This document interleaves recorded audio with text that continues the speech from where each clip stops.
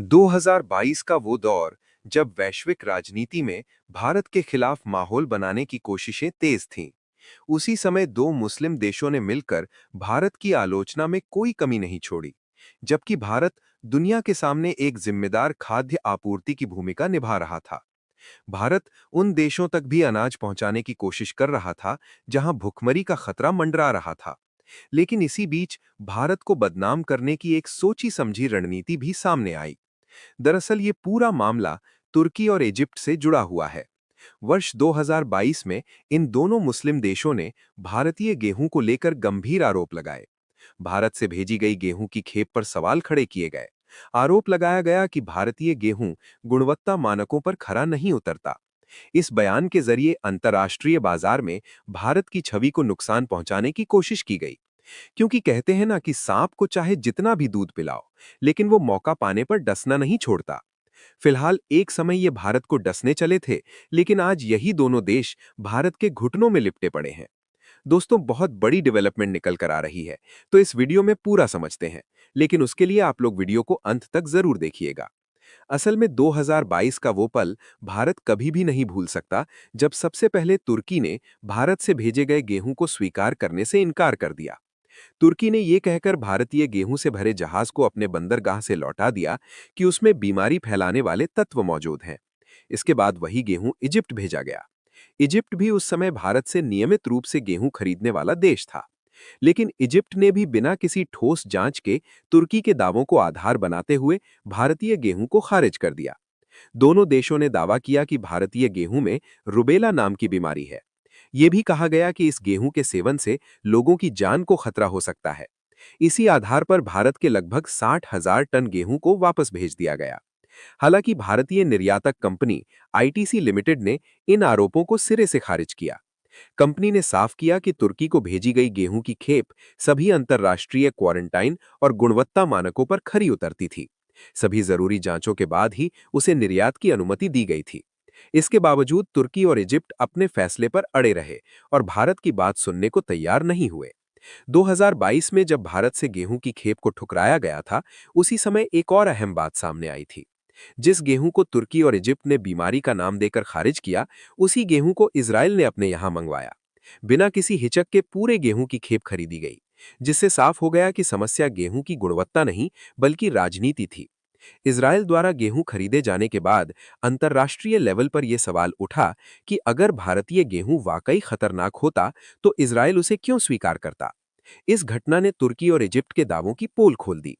लेकिन तब तक भारत की छवि को नुकसान पहुंचाने की कोशिश की जा चुकी थी। उस समय भारत ने ज्यादा प्रतिक्रिया नहीं दी और संयम बनाए रखा। अब समय आगे बढ़ चुका है और हालात पूरी तरह बदल चुके हैं। आज इजिप्ट खुद गंभीर खाद्य संकट से जूझ रहा है। इजिप्ट दुनिया के सबसे बड़े गेहूं आयातक देशों में गिना जाता है। हर साल इजिप्ट करोड़ों टन गेहूं विदेशों से खरीदता है और वहां की बड़ी आबादी सस्ती रोटी और सरकारी सब्सिडी वाली ब्रेड पर निर्भर है। इजिप्ट अपनी जरूरत का बड़ा हिस्सा रूस और यूक्रेन से पूरा करता था।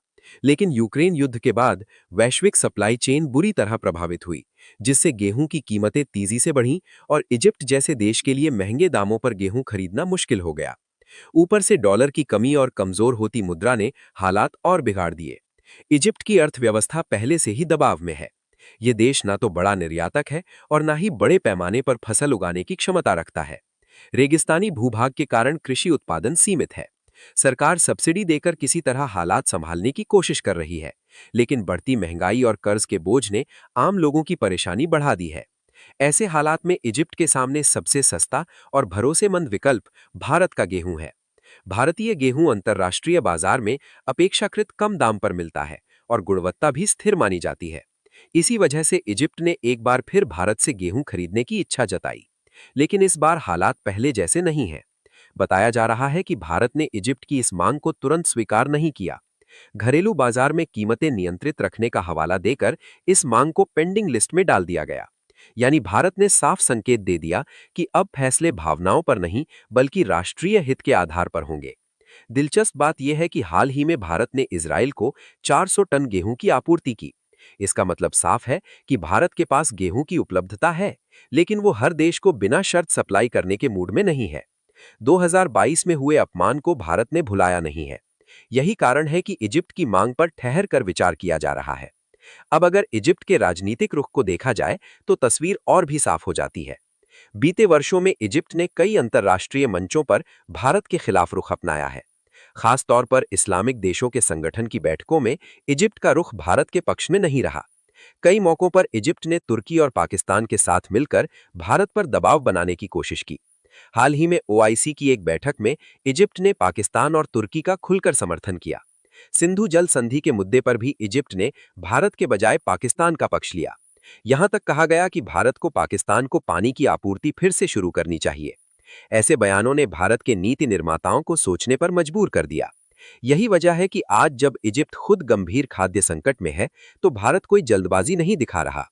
मीडिया रिपोर्ट्स के मुताबिक इजिप्ट सरकार के पास इस वक्त इतने संसाधन नहीं बचे हैं कि वो अमेरिका, फ्रांस, कनाडा या जर्मनी जैसे देशों से महंगे दामों पर गेहूं खरीद सके।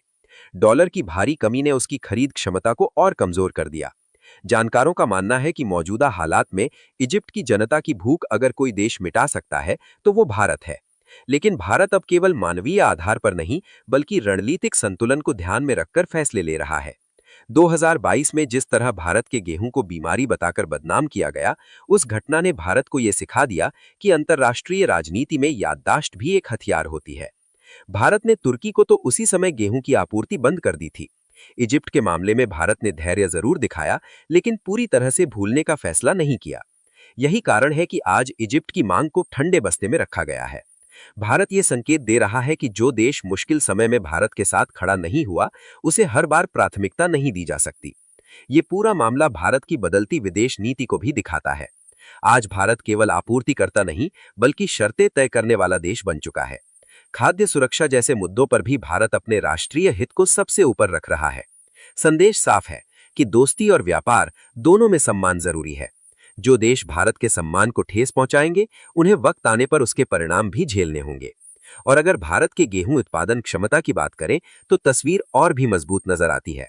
भारत हर साल औसतन 10 करोड़ से ज्यादा टन गेहूं का उत्पादन करता है। हाल के वर्षों में यह आंकड़ा 11 करोड़ टन के आसपास पहुंच चुका है। इसी मजबूत उत्पादन के आधार पर भारत कई देशों को गेहूं सप्लाई करने की योजना बना रहा है। इसमें Bangladesh, Sri Lanka, Nepal, Israel, Indonesia, Philippines और कुछ अफ्रीकी देश शामिल हैं। लेकिन इस सूची में इजिप्ट का नाम जानबूझकर शामिल नहीं किया गया है। बाकी आप लोगों को क्या लगता है कि अगर इजिप्ट बार बार भारत से अपील करता है, तो क्या भारत को इजिप्ट में गेहूं की सप्लाई चालू करना चाहिए या फिर नहीं? कमेंट में जरूर बताएं। और इस वीडियो को एक लाइक करके अपने मित्रों तक शेयर जरूर करें, ताकि उन्हें भी जानकारी मिल सके। इसी तरह और भी नॉलेजेबल वीडियो देखने के लिए हमारे चैनल को सब्सक्राइब करके बेल आइकॉन को ऑल पर सिलेक्ट करें, ताकि उन्हें भी जानकारी मिल सके। जय श्री राम।